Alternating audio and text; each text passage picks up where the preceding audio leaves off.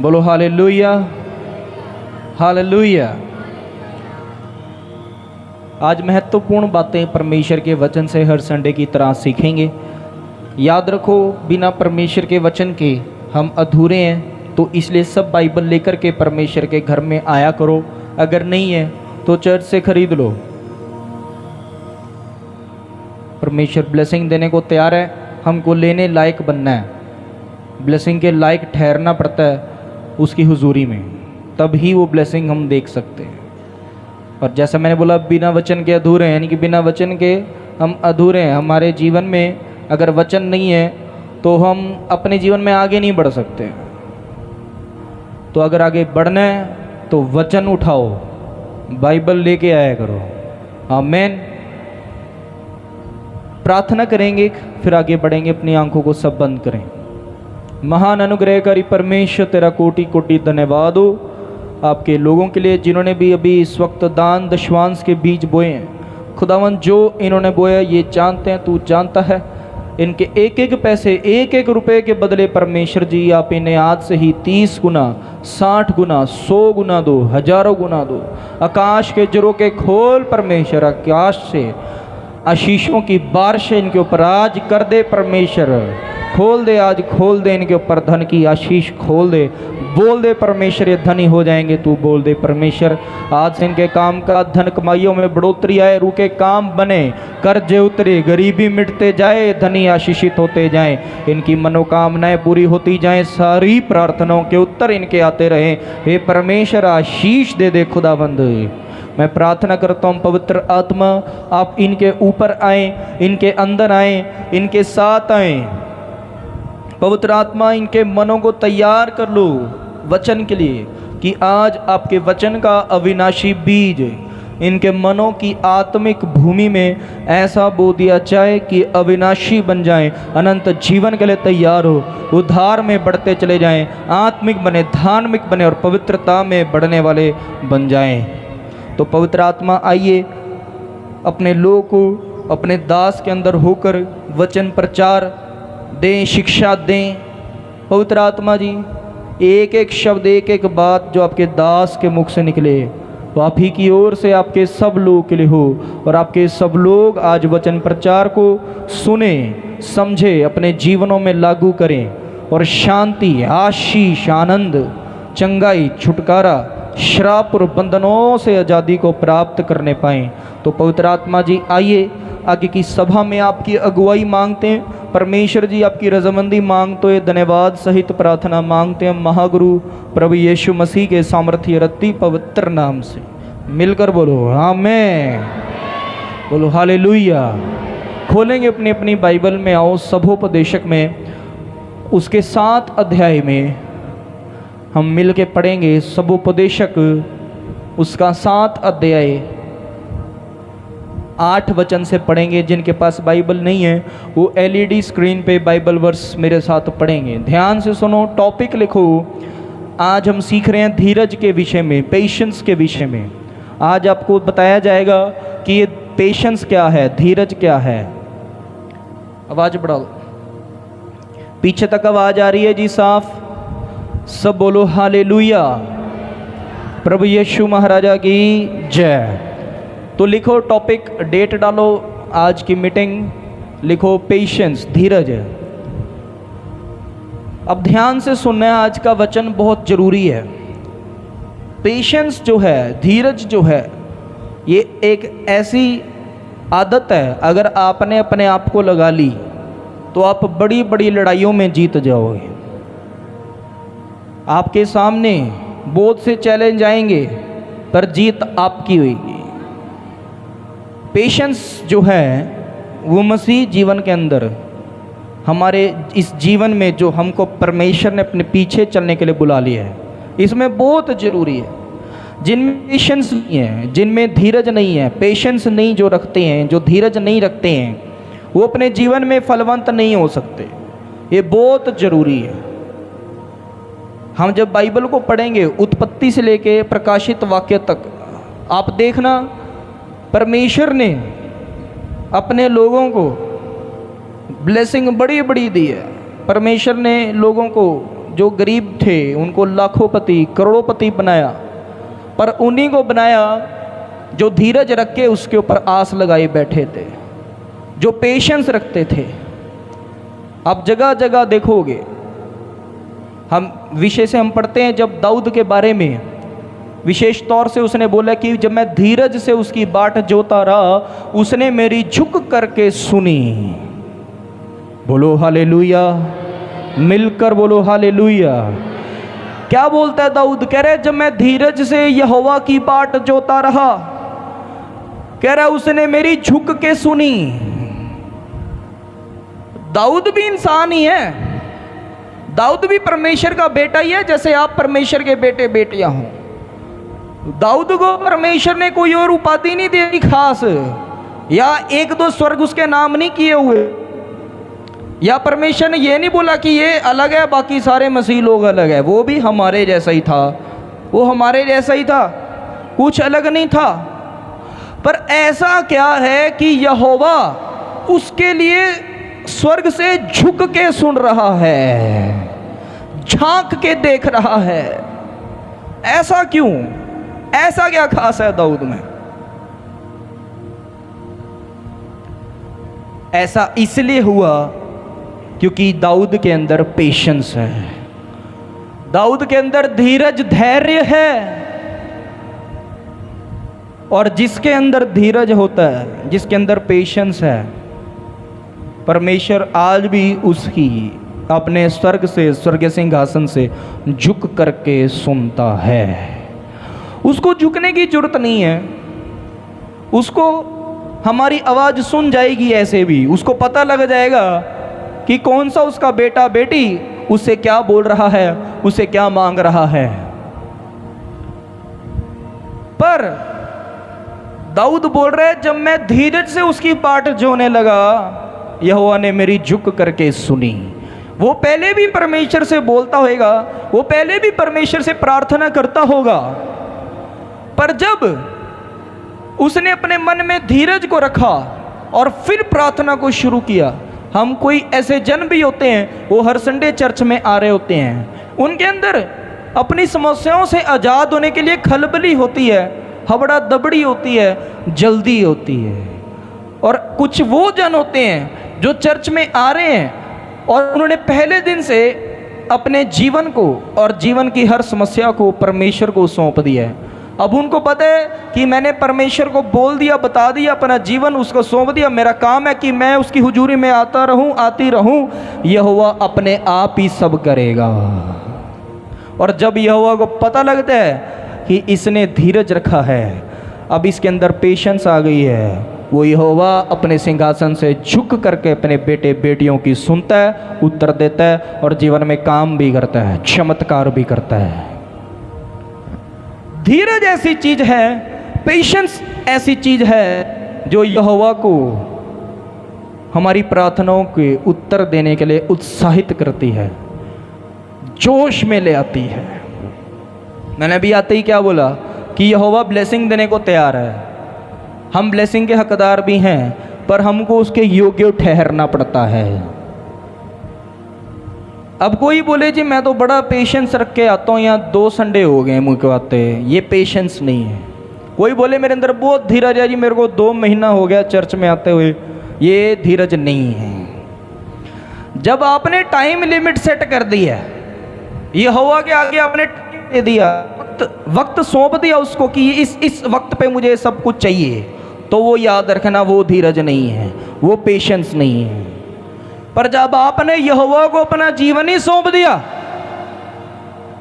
और उससे एक बार कह दिया और दोबारा संदेह नहीं किया, शक नहीं किया, उसको टोका नहीं, उसको कोसा नहीं, नेगेटिव ना सोचा, नेगेटिव ना बोला, तो मतलब अब आपके अंदर धीरज आ गया है, पेशेंस आ चुकी है, और अब आपकी प्रार्थनाओं का उत्तर आने वाला है, अब आपकी मनोकामनाएं पूरी होने लगी है।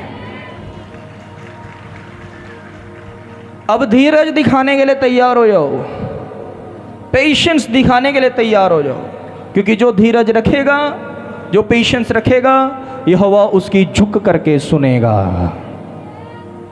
आमीन।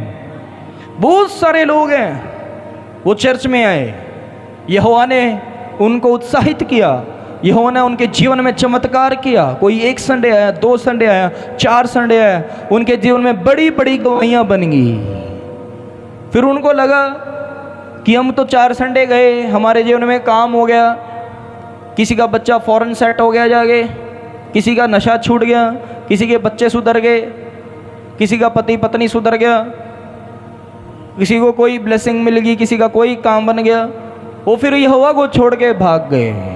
पर अगर वो धीरज से यहोवा के पीछे चलते रहे तो सोचो यहोवा आने वाले समय में क्या क्या करता है। ये बातें सच्ची हैं, ये आप बीती है। यहोवा ने लोग के जीवन में, यहाँ आने वाले लोग के जीवनों में बड़े बड़े काम किए, अनगिनत गवाहियाँ हैं, रिकॉर्ड में हैं। पर वो लोग इस आदत में बने नहीं रहे। जैसे आप लोग धीरज के साथ यहाँ आ रहे हैं, वो लोग बने नहीं रहे, उन्होंने अपनी बड़ी बड़ी ब्लेसिंग्स को गवाया है। पर आप जो यहाँ आ रहे हैं, आपके लिए जो यहोवा ने रखा है वो आपके जीवन में अब साथ साथ उतर रहा है। जैसे जैसे आप आ रहे हैं वैसे वैसे आप आशीषित हो रहे हैं। आमीन। आइए वचन पढ़ते हैं। सबोपदेशक 7 अध्याय उसका 8 वचन पढ़ेंगे। हाँ जी, पढ़ेंगे और सब ध्यान से सुनेंगे। क्या लिखा है सभी सुनेंगे। किसी काम के आरंभ से उसका अंत उत्तम है और धीरजवंत पुरुष अहंकारी से उत्तम है। बोलो हालेलुया। प्रभु यीशु मसीह की जय। अब ध्यान से सुन लो। कह रहे किसी काम की शुरुआत से उसका अंत जो है, उसका दी एंड जो है वो उत्तम है। ये जो आपने अब परमेश्वर के पीछे चलने वाला जीवन शुरू किया है, यहोवा को अपना जीवन सौंप दिया है, अब आपकी यहोवा के साथ एक शुरुआत हो गई है। यहोवा परमेश्वर प्रभु यीशु के साथ इस सफर के अंदर अब आपकी शुरुआत हो गई है। जो कोई इस सफर में बने रहते हैं वो नए नए और बड़े बड़े मुकाम पर पहुंचाए जाते हैं, वो नए नए और बड़े बड़े मुकामों को हासिल कर पाते हैं। पर अगर जो सफर में शुरुआत में या थोड़ा चलने के बाद ही यहोवा परमेश्वर को छोड़ दे, प्रभु यीशु मसीह को धोखा दे दे, वो किसी मुकाम पर नहीं पहुंचते हैं। उनको जिस स्टेज पे, जिस लेवल पे, जिस ऊंचे स्तर पे परमेश्वर ने पहुंचाना था, उसको गवा के भाग गए हैं। उन्होंने अपने हाथों से अपनी ब्लेसिंग को गवा दिया है। उन्होंने अपने आप ही अपने पाँव में कुल्हाड़ा मार लिया है। कुल्हाड़ी नहीं मैं बोलूँगा, कुल्हाड़ी एक ही पैर पे लगती है, कुल्हाड़ा दोनों पैर पे लग जाता है, वो बड़ा होता है। समझ रहे हैं कि नहीं? क्योंकि अगर एक पैर पे लगी दूसरे पैर से लड़खड़ाता लड़खड़ाता चल ही ले। पर जो यहोवा का साथ छोड़ते हैं उन्होंने अपने दोनों पाँव काट दिए हैं। ये बात सच्ची है। बोलो हालेलुया। तो यहाँ लिखा है किसी भी काम के शुरुआत से अच्छा उसका अंत है। जब आप परमेश्वर के पीछे चल रहे हैं, आपने ये जो जीवन परमेश्वर को दिया, ये सदा के लिए दिया है, हमेशा के लिए, इसका कोई अंत नहीं है। अब आप सोचेंगे कि हाँ तो लिखा है शुरुआत से अच्छा अंत है, यानी कि हमारे परमेश्वर के साथ जो ये सफ़र है इसका कोई अंत भी आएगा, दी एंड भी होगा। नहीं, परमेश्वर प्रभु यीशु के साथ जो आपका ये सफ़र है ये स्वर्ग तक है और वहाँ भी ख़त्म नहीं होएगा, वहाँ तो अनंत है। पर यहाँ पे जो शुरुआत और अंत लिखा है, जब हम परमेश्वर में आते हैं, जो हम बाइबल वर्स सुनते हैं, जो हमने वचन सुना कि यीशु मसीह के कोड़े खाने से तुम चंगे हो गए हो, अभिषेक के कारण जुआ तोड़ा जाएगा। जैसे ही आप परमेश्वर में आते हो, जो कुछ परमेश्वर के वचन के अंदर हमारे लिए छुटकारे लिखे हैं, हमारे लिए चंगाई दी गई है, हमारे लिए आशीष बोली गई है, वो सब हमारे जीवन में उतरने लगता है। और फिर शुरुआत हो जाती है हमारे छुटकारे की, शुरुआत हो जाती है हमारी चंगाई की, शुरुआत हो जाती है हमारे जीवन में ब्लेसिंग्स आने की। अब ये शुरुआत हुई है, अब एक प्रोसेस है, पर अगर हम इसके बीच में ही छोड़ करके चले जाएंगे तो हम अपना छुटकारा जो हमको मिल रहा था वो हम गवा बैठेंगे। चंगाई जो हम मिली थी वो हमसे दूर हो जाएगी। ब्लेसिंग जो हमारे जीवन में आ रही थी वो चली गई है, क्योंकि हम ही उस रास्ते से मुड़ गए। तो अभी जो शुरुआत हुई है, हो सकता है आपको लग रहा है अभी कि अब चंगे नहीं हुए या होंगे भी नहीं होंगे। अभी जो शुरुआत हुई आपको लग रहा है कि छुटकारा अभी हुआ नहीं, क्या पता होगा नहीं होगा। अभी जो शुरुआत हुई है आपको लग रहा है पता नहीं मेरा काम बनेगा नहीं बनेगा, मुझे ब्लेसिंग मिलेगी नहीं मिलेगी, मेरे पड़ोसी तो मिल गई, चर्च में और आने वालों को मिल गई, मुझे मिले ना मिले कुछ नहीं पता। यही सोचना बंद करना है और यही सोच अपने अंदर से निकाल करके दूर करनी है। अब शुरुआत हो गई है, अब आपको करना क्या है? लिखा हुआ है धीरजवंत पुरुष गर्वी से उत्तम है। आपको अपने अंदर धीरज रख करके अब यहोवा के पीछे चलते चले जाना है।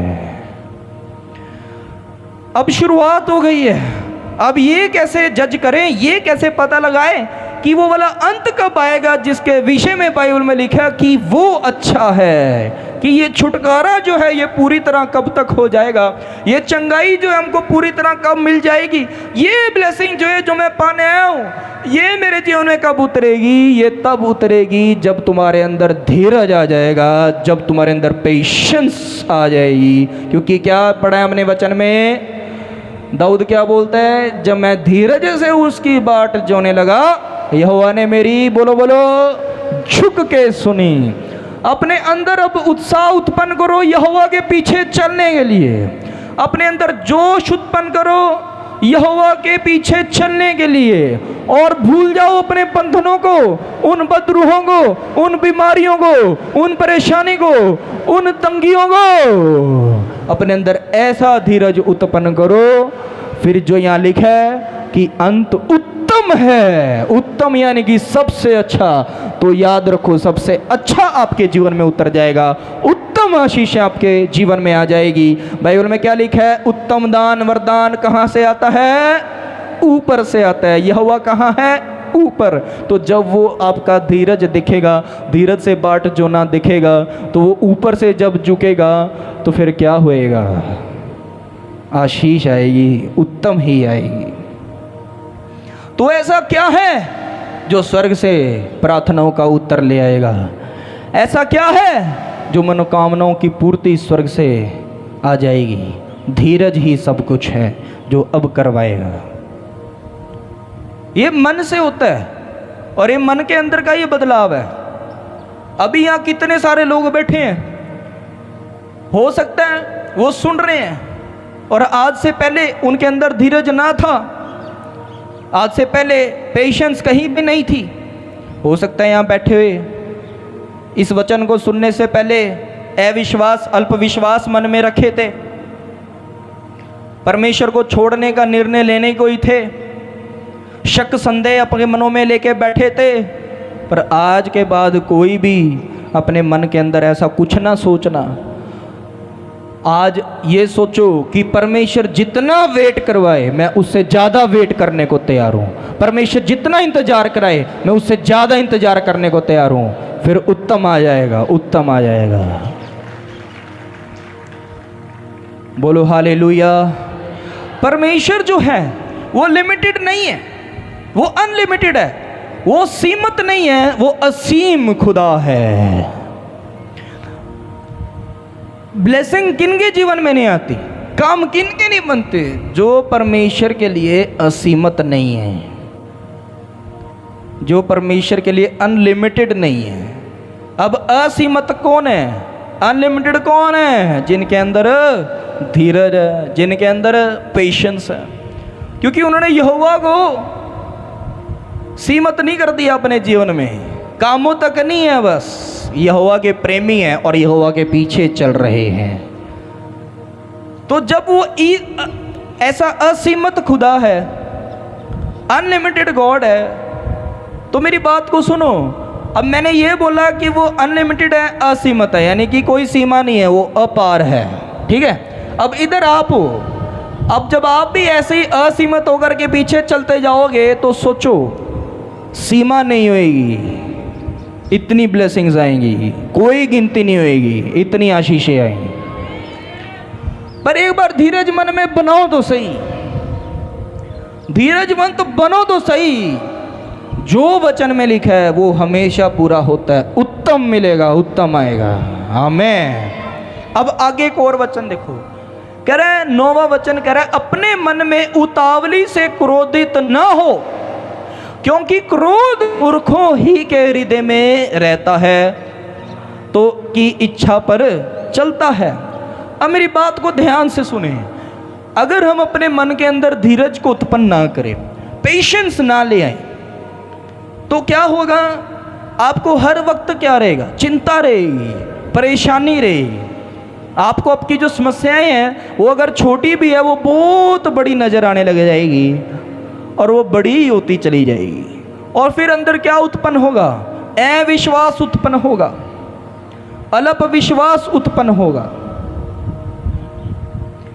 आपके अंदर धीरज नहीं आएगा, आपके अंदर हड़बड़ भी मचेगी, आपको हमेशा खलबली लगी रहेगी कि मेरा काम कब बने, मेरा काम बनेगा या नहीं बनेगा। शैतान जो है इस वाली मन की भावना को, ये वाली मन की फीलिंग को यूज़ करता है कि आप परमेश्वर को छोड़ दें, परमेश्वर से दूर हो जाएं, क्योंकि उसको पता है कि परमेश्वर इनको धीरज रखने को कहता है। तो पूरी कोशिश करेगा, आपके मन में इतना शक उत्पन्न करेगा, इतनी खलबली मचाएगा कि सब जल्दी होए, जल्दी होए। याद रखो, परमेश्वर के किंगडम में, परमेश्वर के राज्य में शॉर्टकट्स नहीं है। परमेश्वर के किंगडम में, परमेश्वर के राज्य के अंदर कोई छोटा चोर रास्ता नहीं है। हबड़ा दबड़ी में परमेश्वर का काम नहीं होता, वो शांति का परमेश्वर है, शांति में करता है काम, शांति में। तो अब यहां बैठे बैठे सोच लो, आपको पता है कितने सारे लोग हैं वो ऐसे डिस्टेंस पे बैठे हैं कि वो लगातार राजपुरा चर्च नहीं आ पाते। कोई पंजाब के किसी दूर कोने में है, कोई इंडिया के कोई और स्टेट्स में किसी और कोनों में है, कोई फॉरेन में है। उनके अंदर ये उत्साह है कि हम किसी भी तरह राजपुरा चर्च में जाके वहाँ आराधना करें, वहाँ वचन सुने। और आप मानो अभी वो लोग आ नहीं पाए हैं, जब उनके मैसेजेस हमको आते हैं, उनके जीवन में अभी से ही जो काम जीवन में हो रहे हैं उनके विषय में पता लगता है कि लोग अभी पहुँचे नहीं और वो लाखोंपति करोड़ोंपति बन गए हैं। क्यों? सिर्फ मन के अंदर जो उत्साह है उसकी वजह से। और वो दूरियों में है इसलिए अभी आ नहीं पा रहे। सोचो आप लोग हर संडे आ सकते हो, परमेश्वर ने आपको नज़दीकी में रखा है, पर हो क्यों नहीं रहा? क्योंकि जो मन के अंदर जो फीलिंग है वो वाली करेक्ट नहीं है। अभी जो मन के अंदर भावनाएं हैं वो खलबलियों वाली है, हबड़ा दबड़ी वाली है, जो परमेश्वर लाइक नहीं करता, जो परमेश्वर पसंद नहीं करता। जो मनुष्य, जो विश्वासी, जो परमेश्वर का बेटा बेटी धीरज रख के चलेगा वो उत्तम से उत्तम आशीष को परमेश्वर यहोवा से पाएगा। पर अगर खलबली लगा के रखोगे अपने अंदर कि कब होगा, कब होगा, कैसे होगा, होएगा ही नहीं। आपको क्रोध, चिड़चिड़ाहट, जलजलाहट आएगी और शैतान उस क्रोध, जलजलाहट को आपके अंदर बढ़ाता रहेगा कि आप परमेश्वर को छोड़ के दूर हो जाएं। तो आज सीख लो, ब्लेसिंग उनको मिली है जिन्होंने धीरज रखा, पेशेंस रखा। अब भी परमेश्वर से ब्लेसिंग उन्हीं को मिलेगी जो धीरज रख के उसके पीछे चलेंगे, पेशेंस रख के चलेंगे, नहीं तो नहीं मिल सकती है। ये तय है, जैसा परमेश्वर का वचन है वैसा ही सब होएगा। उसका राज्य उसके वचन से चलता है। यहोवा परमेश्वर उस वचन से बाहर काम नहीं करता है। वो कहता है कि मैंने अपने इस वचन को अपने नाम से ज़्यादा महत्व दिया है। तो इसलिए अपने आप को समर्पित हो जाओ परमेश्वर को, ऐसे कि परमेश्वर जब तू करेगा तब ही मंजूर है, हम तेरे पीछे चलते चले जाएंगे। आप बाट जोते रहो, आप लगे रहो परमेश्वर के पीछे, परमेश्वर सब देने के लिए जा रहे हैं। आमीन। अगला वचन पढ़ते हैं, रोमियो 2:6 पढ़ो। रोमियो में आएंगे नए नियम में, उसके दूसरे अध्याय में, रोमन्स चैप्टर 2 वर्सेस 6, रोमियो 2:6 वचन। वह हर एक को उसके कामों के अनुसार बदला देगा। ध्यान से सुनेंगे, आगे आगे पढ़ो बेटा। जो सुकर्म में स्थिर रहकर महिमा और आदर और अमरता की खोज में है, उन्हें वह अनंत जीवन देगा। पर जो ध्यान से सुनो, अब यहाँ पे एक बात आई है, कह रहे वह हर एक को उसके कामों के अनुसार बदला देगा। अब हमको ये सीखना है कि ये जो धीरज है, ये धीरज का तो दौर है, ये जो समय है जिसमें परमेश्वर हमको इंतजार करा रहा है, इसके अंदर हमको धीरज रखना कैसे है, पेशेंस रखें कैसे, और करना क्या उस समय में, क्या नहीं करना। मेरी बात को सुनो, ये धीरज नहीं है कि हमने परमेश्वर को अपना लिया, हम यहाँ चर्च से जुड़ गए और चर्च में आ रहे हैं 2 महीने में 1 बार, 3 महीने में 2 बार चर्च ਦੇ ਵਿੱਚ ਆ ਰਹੇ हैं उदों जब चर्च चों कॉल आ रही है, या तब जब राजपुरे में रिश्तेदारी में आए थे, किसी काम से आए थे, चर्च अटेंड कर लिया। सुन रहे हैं कि नहीं? एक हाथ उठा के बोलो हालेलुया। ये धीरज तो नहीं है, ये पेशेंस तो नहीं है।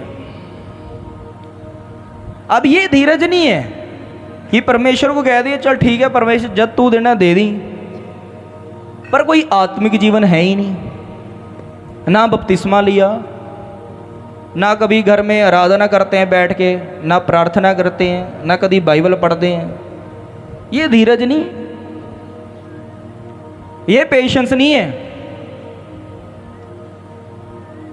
ये धीरज नहीं है, ये पेशेंस नहीं है कि चलो जहाँ टाइम लगा, जहाँ मौका मिला, जहाँ थे वहीं सिर झुका लिया, वहीं घुटने टेक दिए, वहीं मत्थे टेक दिए। ये धीरज नहीं है, ये पेशेंस नहीं है, ये धीरज नहीं है, ये पेशेंस नहीं है। जो गंदा बुरा मन में आया सोच लिया, जो गंदा बुरा मुंह में आया बोल दिया, जब मौका लगा पाप कर लिया, जब मौका लगा पवित्र हो गए, चर्च में आ गए। ये धीरज नहीं है, ये पेशेंस नहीं है। सीखो, यहोवा कह रहे हैं कि मैं तो तुम्हारे कामों के अनुसार बदला देता हूं। अब परमेश्वर सोचो वेट क्यों करवाता है, उसको क्या जरूरत है? वो पलक छपकते पृथ्वी को पूरा ढा के दोबारा ऐसा का ऐसा बना सकता है, किस किस को पता है? परमेश्वर चुटकी मार गए सारा ब्रह्मांड खत्म कर देगा, चुटकी दूसरी दोबारा बजने से पहले खड़ा भी कर दे। पर क्यों? वो उस धीरज के दौर में, उस पेशेंस के टाइम में, जब परमेश्वर आपको वेट करा रहा है, वो चाहे 1 महीना 2 महीना 1 साल 2 साल जितना मर्जी टाइम है, वो उस टाइम पे ये ही ताकता रहता है कि जो ये ब्लेसिंग मेरे से मांग रहा है, या ये जो मुझे बोलता है, या जो मैं इतनी बड़ी प्लानिंग योजना इसके लिए बना के बैठा हूं, ये इसके योग्य है भी है, ये इसके काबिल है भी है नहीं है। वो ये देखता रहता है कि 1-2 महीना योग्य है, 6 महीने योग्य है, उसके बाद है या नहीं। धीरज के साथ, पेशेंस के साथ आपका आत्मिक जीवन बहुत चेक होना है। आपका समर्पण यहोवा ने देखना है कि आप संडे के विश्वासियों की, हर संडे वाले विश्वासियों की, हर रोज वाले विश्वासियों, आप 1-2 महीने वाले विश्वासियों की, अनंत काल तक के लिए विश्वासी हो। सिर्फ संडे को हफ्ते में 1-2 दिन के लिए पवित्र हो कि सदा काल के लिए पवित्र जीवन जीते हो। तो इसलिए वो कह रहा है वह हर एक को उसके कामों के अनुसार बदला देगा। दाऊद ने वहां जो वर्ड बोला है, कह रहा है कि मैं धीरज से उसकी बाट जो रहा हूं। बाट जोने का मतलब क्या है? सिर्फ ये नहीं कि सिर्फ वेट करना, नहीं, इंतजार करना, पवित्र जीवन जीना, प्रार्थनाओं का जीवन जीना, परमेश्वर की सेवा की बढ़ोतरी के कामों का जीवन जीना। बाट जोने में पूरी की पूरी मेहनत आती है, और परमेश्वर पसंद करता है तो मेहनती लोगों को पसंद करता है, हार्ड वर्किंग लोग को पसंद करता है। परमेश्वर चमत्कार करता है तो मेहनती लोग के जीवन में करता है, हार्ड वर्किंग लोग के जीवन में करता है। अब कई बार लोग हमको भी भरमाने की कोशिश करते हैं। अब एक बार एक बहन का फ़ोन आया, कहती सानू 6 महीने हो गए तुहाडे चर्च दे विच आंदे होए, साडे जीवन दे विच कुछ नहीं होया। 1-2 मिनट के लिए तो मैं अचंभित हो गया। मैं कहा लोग तो छठे दिन संडे गवाही के साथ आते हैं, इसके जीवन में क्यों नहीं किया परमेश्वर ने। मैंने परमेश्वर से मनोमन पूछा, परमेश्वर ने बोला इसको ये पूछ 6 महीने में चर्च तू कद आई सी। कह रही एक बार जब पहली बार आई सी मार्च दे विच, फिर उस तो बाद आई सी जी अक्टूबर दे विच, हुण मैं दोबारा आना 1-2 संडे दे। मैंने बोला तू अगले 6 महीने और ऐसे ही आई हो फिर भी जीवन में कुछ नहीं होएगा। मैंने बोला ये परमेश्वर है, उसका राज्य है। परमेश्वर में, उसके राज्य में ये थोड़ी जब मन की हाजिरी लगा के आ जाओ कुछ ना कुछ तो हो ही जाएगा, कुछ नहीं होएगा। मैंने हमेशा क्या बोला, हाजिर नहीं, ये हाजिरी नहीं, हाजिर रहना उसके साथ। जो कभी ऐसे कभी आते हैं जब मन की आया, जब मौका लगा तब आते हो, तो हाजिरी है। उसमें भी कभी कोई 1 बजे पहुंच रहा है, कभी 2 बजे पहुंच रहा है, कभी 3 बजे पहुंच रहा है, कोई तो कार्ड प्रेयर के टाइम ही आ रहे हैं सीधा, या जब ले हैंड के टाइम आ रहे, जल्दी चलो चप्पल चप्पा कराओ, जल्दी पहुंचो, पास्टर पीछे ना पहुंच जाए। सच्ची गल्लां ऐसी देखते हैं। ये धीरज नहीं है, ये पेशेंस नहीं है। परमेश्वर को लाइटली लेते हैं लोग, हल्के में लेते हैं। चर्च को, चर्च के सिस्टम को लोग बहुत लाइटली ले रहे हैं, बहुत हल्के में ले रहे हैं। इसलिए वो ऐसे ही उनके जीवन ढीले ढीले से ही है, उनके जीवन में कोई ऐसा काम नहीं नजर आ रहा। ये परमेश्वर है, ब्रह्मांड को रचने वाला परमेश्वर है, सबसे महान सबसे सामर्थी परमेश्वर है। उससे डरो, उसका भय मानो, उसके पीछे सिद्धाई से चलो, सिद्धता से चलो, धर्मी बनो, धार्मिकता से चलो। जैसा चर्च में सिखाया जा रहा है वैसे करो, फिर देखो होएगा या नहीं होएगा। सवाल करने की जरूरत नहीं है, सवाल करने की कोई लोड़ नहीं है।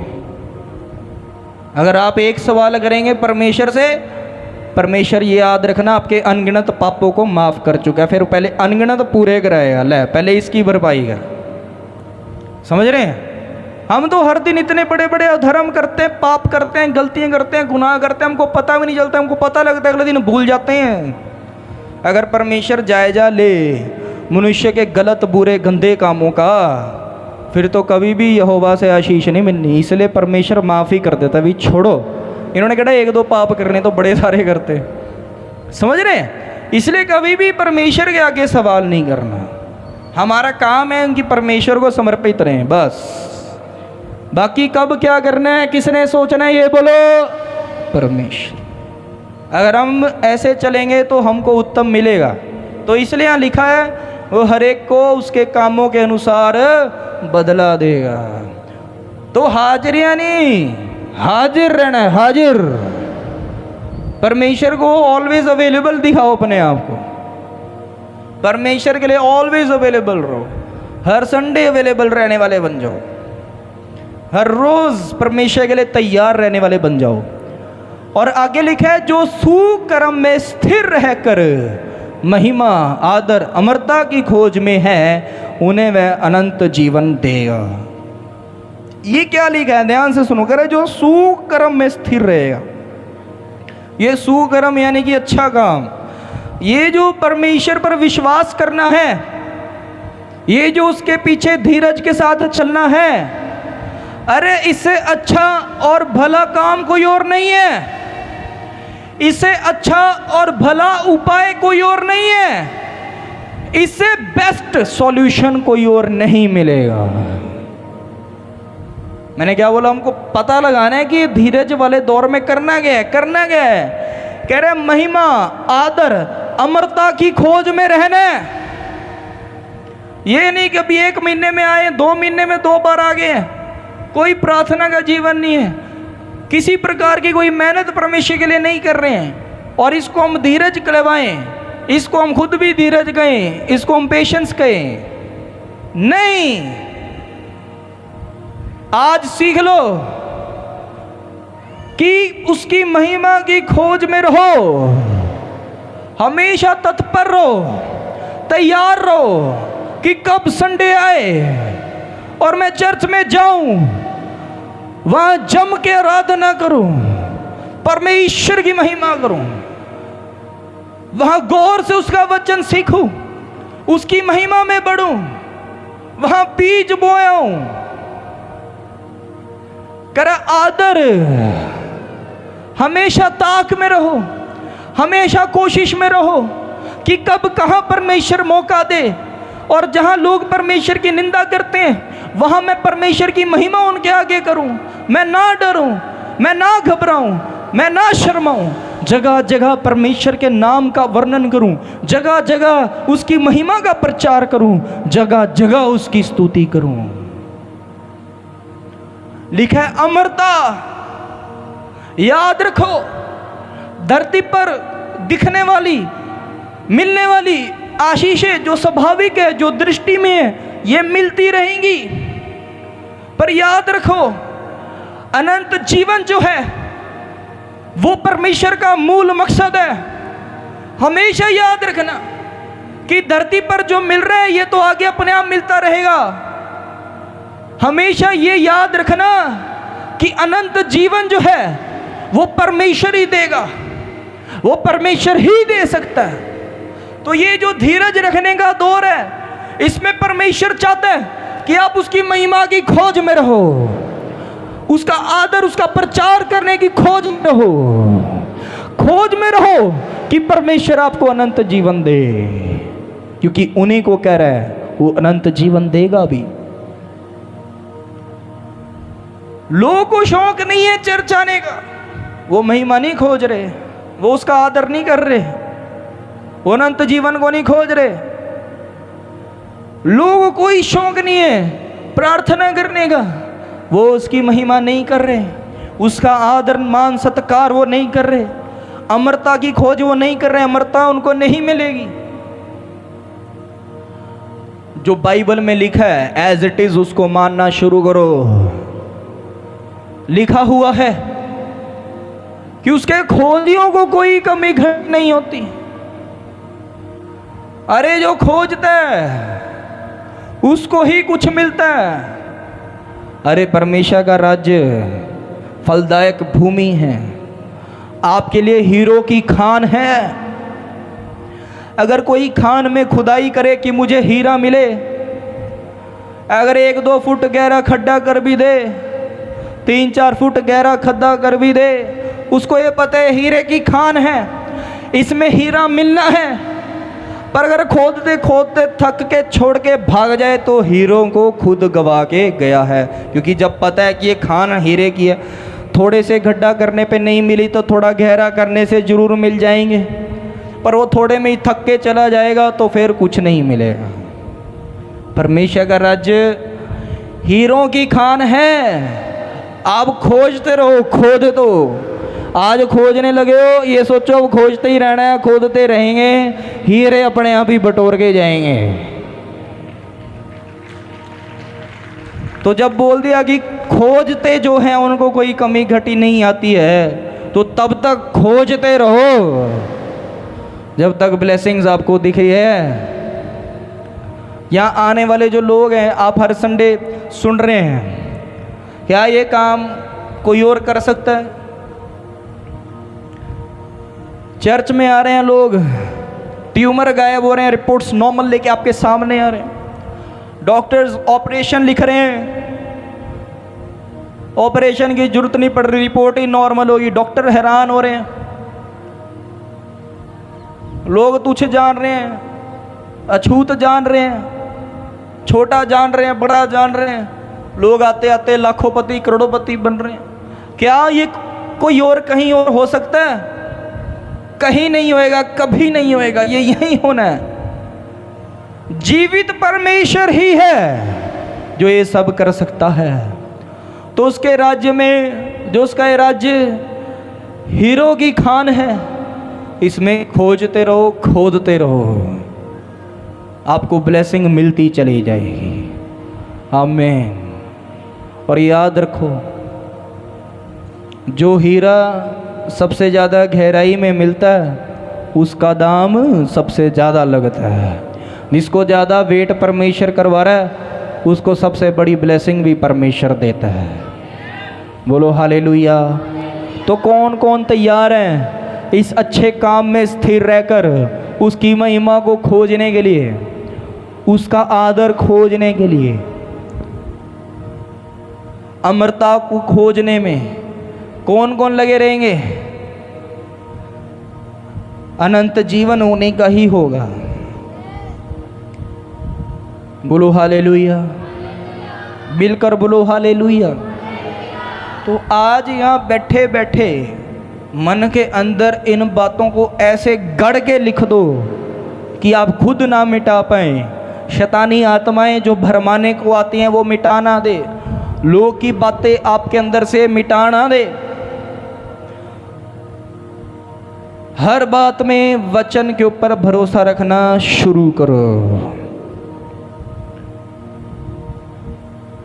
हर बात में परमेश्वर पे भरोसा रखो, उसके वचन पे भरोसा रखो। परमेश्वर ऐसा खुदा है जो उसने वचन में लिखा बोला है वो सब करता है, यानी कि वो वफादार है। वफादार कौन नहीं है? हम नहीं। वफादारी का जो रिश्ता परमेश्वर के साथ निभाएगा, परमेश्वर उसको वफादारी से जीवन में परिवर्तन देगा। वफादारी से परमेश्वर उसको उत्तम दान वरदान देगा। वफादारी से परमेश्वर उसको ऊंचा भी उठाएगा। कभी भी किसी की बातों में मत नाप लो, कभी भी किसी की बातों में ना आना। शैतान नहीं चाहता कि आप परमेश्वर के पीछे धीरज के साथ, धैर्य के साथ चलते रहो। वो लोग जो परमेश्वर का विरोध करते हैं, आप ही के आसपास हमेशा आपको वो घेरते हैं। वो नहीं चाहते कि आप परमेश्वर के पीछे धीरज रख के चलते रहो। वो चाहते हैं कि आप परमेश्वर को छोड़ दो, परमेश्वर को त्याग दो। पर परमेश्वर चाहता है कि आपको उत्तम दान वरदान दे, आपको ऐसे लोगों के सामने ऊंचा करे। तो अगर अब ऊंचा उठना है तो धीरज के साथ यहोवा की बाट जोड़ने में लगे रहो और जल्द यहोवा झुक के आपकी सुनेगा। वो बड़ा काम चमत्कार दिखाएगा। उसकी योजनाएं आपके लिए बहुत बड़ी हैं। हर एक के लिए बड़ी से बड़ी योजना परमेश्वर ने बना रखी है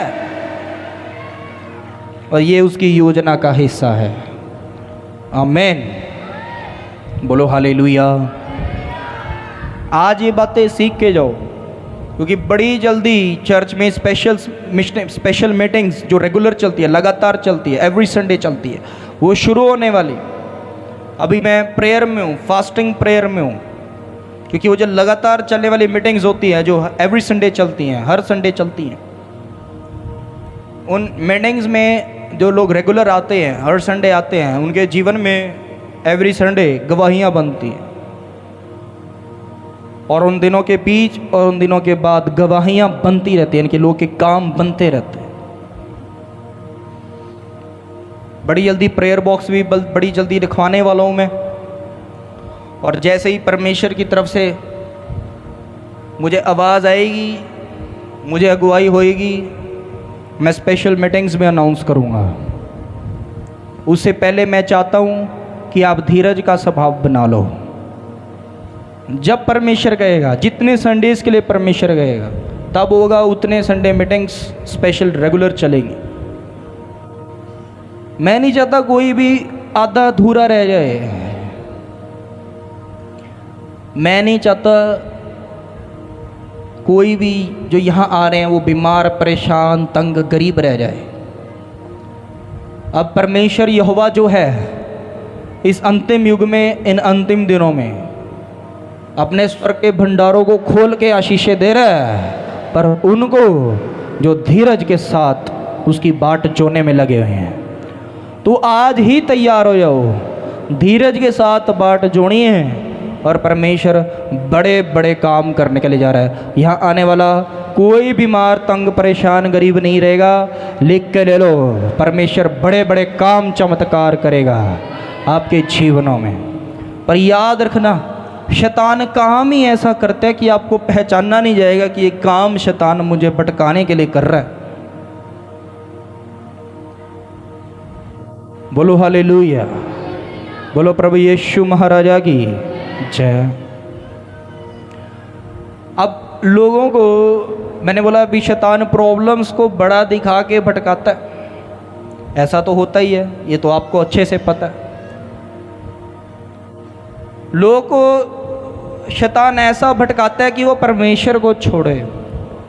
कुछ लोगों को ऐसा भटकाता है कि लोग अगर परमेश्वर को ना छोड़े वो चर्च छोड़ के घर बैठ जाए।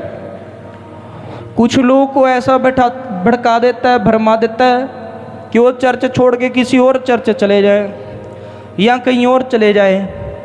तो ये सारी बातें अगर किसी के मन में आए, याद रखना शैतान की आवाज़ है, परमेश्वर की, उसके आत्मा की आवाज़ नहीं। परमेश्वर हर एक की अगुवाई कर रहा है। आपको पता है आपके जीवन में जो आपने परमेश्वर को जाना है वो हर दिन आपकी अगुवाई कर रहा है।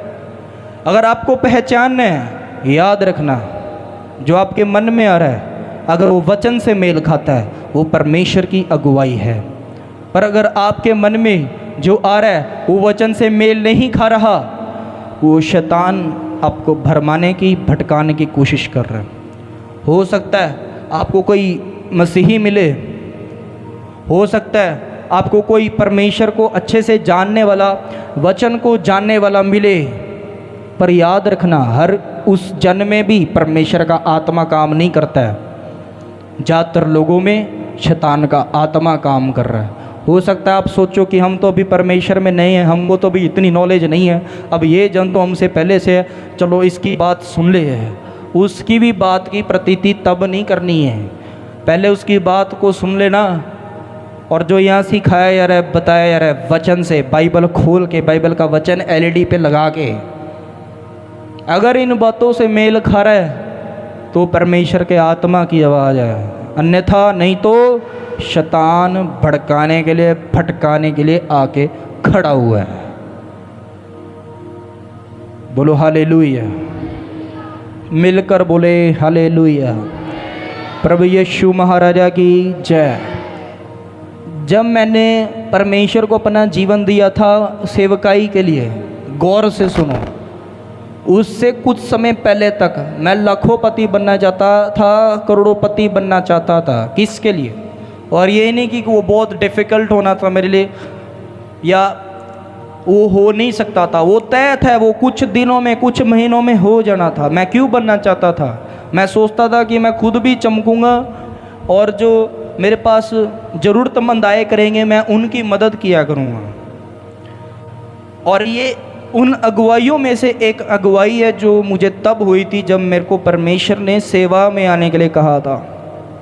क्योंकि मुझे बहुत से लोग कहते थे, कुछ दिनों में मेरे खुद की, मेरे जीवन की जो पूरी गवाही है वो रिकॉर्ड होएगी और वो एयर की जाएगी। उसमें आपको ऐसी कई सारी बातें सुनने को मिलेगी।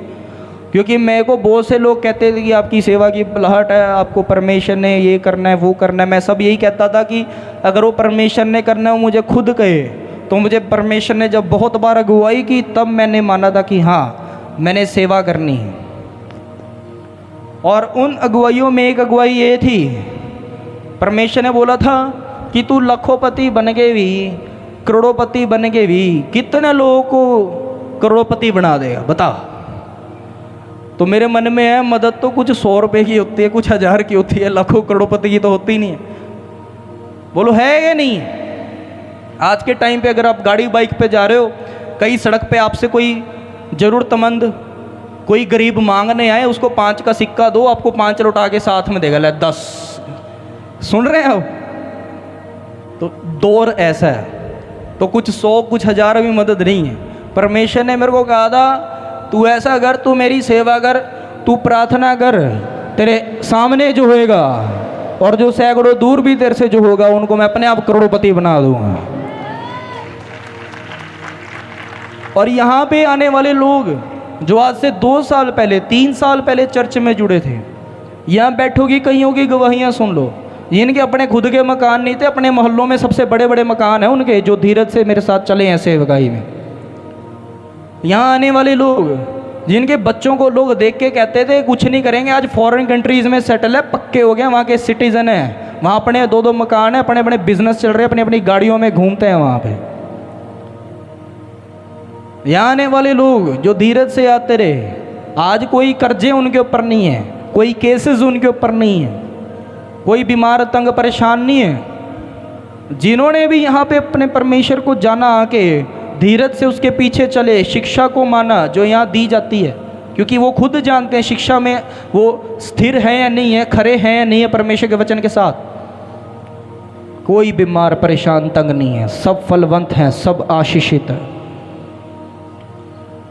धीरज रखो। और मैं कहता हूँ परमेश्वर में सीखने का कोई लिमिट नहीं है, शिक्षा की कोई लिमिट नहीं। परमेश्वर का जो वचन है वो गहरे से गहरा समुद्र है, सागर है, डीपेस्ट ओशन है, डीपर ओशन है। आप यहाँ आ रहे हैं, मैं फिर भी कहता हूँ आप जैसे जैसे आ रहे हो हर संडे और ये शिक्षा को ले रहे हो, ये जो शिक्षा अंदर आपके जा रही है, ये सब करवा रही है, सब हो रहा है, सब कुछ हो रहा है। तो जो कुछ आपको यहाँ टीच किया जा रहा है वो आपकी बढ़ोतरी के लिए है। यहाँ आने वाले अगर आप सब आज मेरी बात को ध्यान से सुन रहे हैं, एक हाथ उठाकर बोलो हालेलुया, बोलो प्रभु यीशु मसीह की जय। आज यहाँ बैठे बैठे मेरी बात को गौर से सुनना। आज यहाँ बैठे बैठे अपनी सब बीमारी को भूल जाओ, अपने सारे कामकाज की तंगियों को भूल जाओ, अपने जीवन की हर परेशानी को, हर मुश्किल को भूल जाओ। और आज मेरी ये बात नोट कर लो, आप एक ऐसे परमेश्वर के पीछे चल रहे हैं जिसने ब्रह्मांड को बनाया और मिनटों सेकंडों में बना दिया, और मिनटों सेकंडों में आपके जीवन के अंदर वो बड़ी आशीषें वो दे सकता है। और ये याद रखो, आप ऐसी चर्च से जुड़े हो, ऐसी मिनिस्ट्री, ऐसी सेवकाई से जुड़े हो जो परमेश्वर ने शुरू ही उद्धार देने के लिए दी है, छुटकारा देने के लिए दी है, चंगाई देने के लिए दी है, आशीष देने के लिए भी दी है। आपको ये आपको मिले, आपकी मिनिस्ट्री, आपकी चर्च है। तो जो शुरू ही यहाँ पे इस काम के लिए हुई है तो वहाँ तो होएगा ही होएगा। तो आज बाइबल में जैसा हमने सीखा, सुकर्म में स्थिर हो जाओ, इस अच्छे काम में स्थिर हो जाओ। अब आपका काम है कि हर संडे आते रहो और सीखते रहो। जो कुछ परमेश्वर यहाँ पे आपको बोल रहा है वो सब होएगा आपके जीवन में, होएगा ही होएगा, कोई नहीं रोक पाएगा। आमीन। अपने हाथों को सब उठाएंगे, अपनी आंखों को बंद करेंगे और परमेश्वर को आज दोबारा अपना जीवन समर्पित करेंगे।